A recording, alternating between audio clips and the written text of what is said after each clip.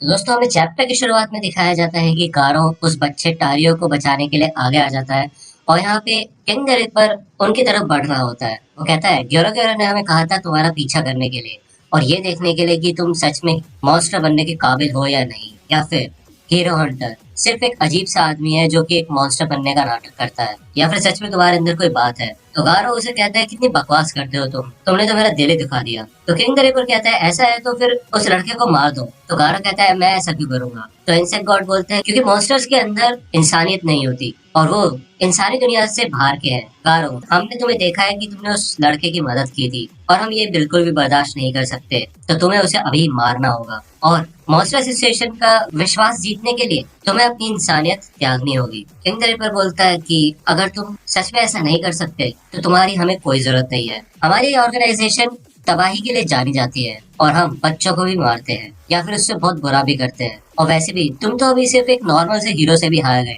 हम मानते हैं कि उसने तुम्हारे ऊपर एकदम से अटैक किया, लेकिन हारना तो हारना ही होता है। तो गारो टारियो से बोलते हैं मैंने तुम्हें बोला था ना, घर जाओ। तो टारियो डर चुका होता है काफी बुरी तरह और वो हिल भी नहीं पा रहा होता। तो गारो उसे डांटता है और कहता है कि तुम्हें क्या लगता है अगर तुम हिल नहीं पा रहे या खड़े नहीं हो पा रहे तो तुम्हारी कोई मदद करेगा। इस किताब को फेंको और अपनी जान बचाओ। ऐसे समय पे ही लोग ताकतवर बनते हैं। तो उस बच्चे को गारो की पुरानी बात याद आती है जहाँ पे वो बोलता है उसे कि तुम्हें ताकतवर बनने की जरूरत है।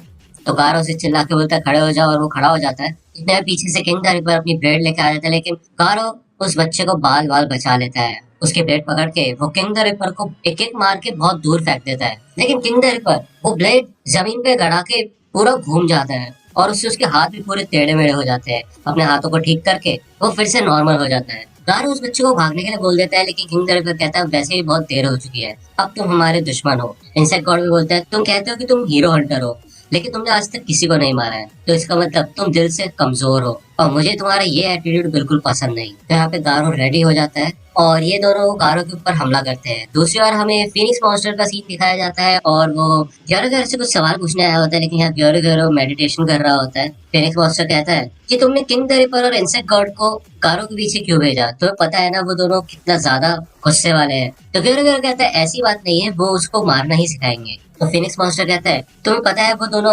ऑर्डर को फॉलो नहीं कर सकते, खासकर वो किंग द रिपर, वो तो एक नंबर का सनकी है, यहाँ तक कि मॉन्स्टर भी उससे दूर रहता है। तो ग्योरो ग्योरो कहता है इसलिए तो हमने किंग द रिपर को भेजा है जिससे कि गारो की ग्रोथ बढ़े। हम ये उसका टेस्ट ले रहे हैं और ये देखना चाहते हैं कि वो अपना शरीर और अपनी आत्मा दांव पे लगा सकता है या नहीं। मैं देखना चाहता हूँ कि वो मॉन्स्टर्स के साथ लड़के कैसे बदलेगा। तो यहाँ पे फिनिक्स मॉन्स्टर कंफ्यूज हो जाता है और वो पूछता है तुम सोच क्या रहे हो।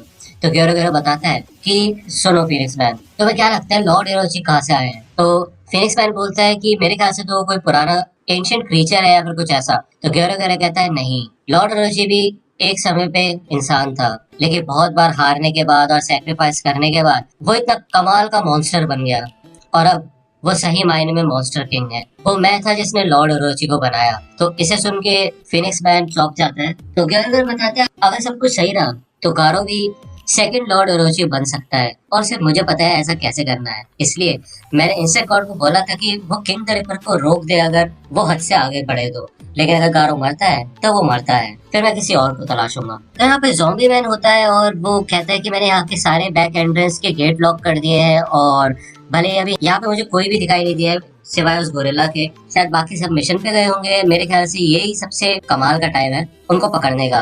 तो ज़ॉम्बी मैन जाता है उस बिल्डिंग के अंदर और कहता है कि यही वो ऑर्गेनाइजेशन है जो कि इंसानियत को खत्म करना चाहती है और नई दुनिया की शुरुआत करना चाहती है, लेकिन काफी समय से ये उनको ढूंढ रहा होता है। और यहाँ पे वो बताता है कि वो इतने समय से हाउस ऑफ एवोल्यूशन को ही ढूंढ रहा था जिसे पहले से ही जेनोस ने तबाह कर दिया था। तो यहाँ पे जब वो पहुंचता है तो वो बोलता है कि मैं हीरो ज़ॉम्बी मैन हूँ और शायद तुम मुझे एक्सपेरिमेंटल सैंपल नंबर 66 के नाम से जानते होगे। तो वो गोरिल्ला कहता है कि तुम हाउस ऑफ एवोल्यूशन को खत्म करने आए हो, लेकिन वो तो पहले से ही खत्म हो चुकी है। जिसे देख के ज़ॉम्बी मैन चौंक जाता है। यहाँ पे डॉक्टर जेनिस बोलता है कि ये तो कमाल की बात है, मेरे को तो पता ही नहीं था कि class S hero zombie man मेरा ही एक एक्सपेरिमेंटल सब्जेक्ट था। वैसे मेरे पास सैंपल नंबर 66 की काफी यादें हैं और तुम ही मेरे इकलौते सक्सेस थे इमॉर्टलिटी के लिए। तुम कमाल के थे, लेकिन फिर तुमने लैब को तबाह कर दिया और तुम गायब हो गए। भले ही वो 10 साल पहले की बात है, लेकिन मैंने सोचा ही था कि तुम कभी ना कभी बदला लेने तो आओगे और अब तुम हीरो बन चुके हो। तो मेरे ख्याल से तुम बदल गए हो। तो यहाँ पे ज़ॉम्बी में टेबल पे चढ़ता है और कुल्हाड़ी से डॉक्टर जेनिस को मारने वाला होता है।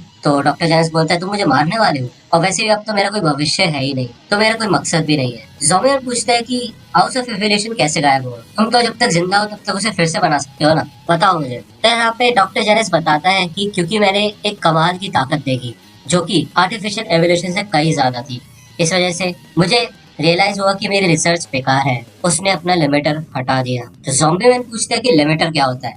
तो डॉक्टर जेनिस बताता है कि एक जीव चाहे कितना भी जूझ ले और अपनी ग्रोथ को बढ़ाने की कोशिश करे, लेकिन वो ग्रोथ भी एक हद तक हो सकती है। जो लोग भी मॉन्स्टर बनते हैं वो खुद को त्याग देते हैं और इसलिए गुस्से में एक्ट करते हैं। तो यहाँ पे हमें दिखाया जाता है कि कारो इंसेक्ट गॉड और किंग द रिपर से अकेले ही लड़ रहा होता है और इंसेक्ट गॉड गारो को मारता है और उसको पंच करके बिजली की लाइंस पे फेंक देता है, लेकिन फिर से गारो आता है और यहाँ पे फिर से हमें डॉक्टर जेनिस की आवाज सुनाई देती है। वो कहता है इसलिए भगवान ने हर एक जीव को ऐसा बनाया है जिससे कि वो एक लिमिट तक ही ग्रो हो सके, और ये जो मैकेनिज्म है जिससे कि इस ग्रोथ को कंट्रोल किया जाता है उसे लिमिटर कहते हैं। लेकिन वो आदमी उसने अपने आप को इतना ज्यादा फोर्स किया और बाउंड्री से इतना ज्यादा आगे ले गया, इसलिए उसने अपना लिमिटर ही हटा दिया। तो ज़ॉम्बीमैन कहता है इस वजह से वो इतना ताकतवर है और जो भी तुमने ताकतें सोची थी वो उससे कई ज्यादा आगे है। तो वो सिर्फ उसे ऐसे ही मिल गया बिना किसी कीमत के?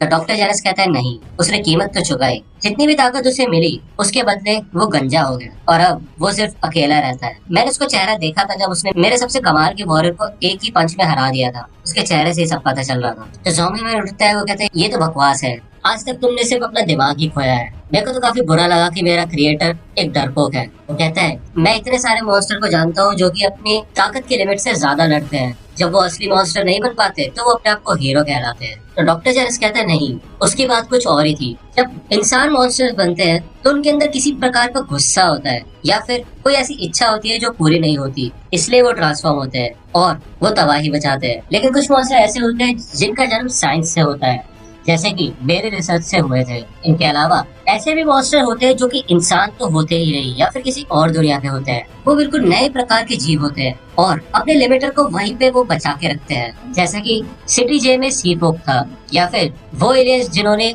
सिटी ए पे हमला किया था, वो भी मॉन्स्टर्स थे लेकिन वो बिल्कुल नेचुरल जीव थे। इनके सामने अगर हम हीरोज को देखें तो हीरोज काफी मेहनत करते हैं अपने टैलेंट्स को बढ़ाने के लिए, इसलिए उनके पास इतनी ताकत है जिससे कि वो मॉन्स्टर के खिलाफ खड़े हो सकते हैं या फिर वो खुद को साइबरनेटिक्स की मदद से या फिर स्पेशल एबिलिटीज की मदद से ताकतवर बनाते हैं। या फिर कुछ लोग मेरी तरह होते हैं जो कि काफी जीनियस होते हैं, लेकिन वो बिल्कुल अलग था। वो एक आम इंसान था, बिल्कुल आम जिंदगी थी और कोई टैलेंट भी नहीं था, लेकिन फिर भी कमाल की मेहनत से उसने अपनी लिमिट से खोल दी और अपने लिमिटर को तबाह कर दिया। वो खुद ही इवॉल्व हो गया जिससे कि उसको इतनी कमाल की ताकत मिली। ये सब देख के तो मेरे को खुद पे हंसी आती है। मेरे ख्याल से किसी न किसी दिन तो तुम उससे मिलोगे क्योंकि वो एक हीरो है। क्या तुम्हें और कोई सवाल है? तो यहाँ पे हमें दिखाया जाता है कि गारो अभी भी इंसेक्ट गॉड और किंग द रिपर के खिलाफ खड़ा होता है और वो कहता है कि मैंने तो उस बूढ़े को भी हरा दिया था, उसके सामने तो ये कुछ भी नहीं है, मैं इन्हें हरा सकता हूँ। इंसेक्ट गॉड भी बोलता है कि तुम काफी जिद्दी हो और किंग द रिपर बोलते हैं कि तुम होगे ताकतवर और हम दोनों को संभाल पा रहे हो, लेकिन अभी तक तो हम तुम्हारे साथ खेल रहे थे, तो हम इसे खत्म करेंगे, असली लड़ाई अब शुरू होगी।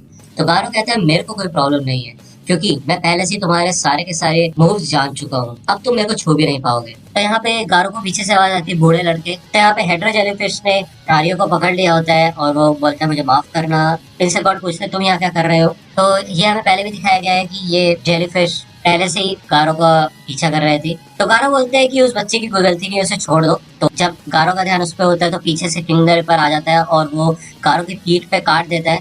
यहाँ से इंसेक्ट गॉड उसको लात मार के उड़ाता है और फिर किंग द रिपर गारो को पूरा स्लाइस एंड डाइस कर देता है, बहुत सारी ब्लेड्स मारता है, लेकिन insect God king the ripper की ब्लेड पकड़ लेता है और वो बोलता है कि हमें इसको मारना नहीं है।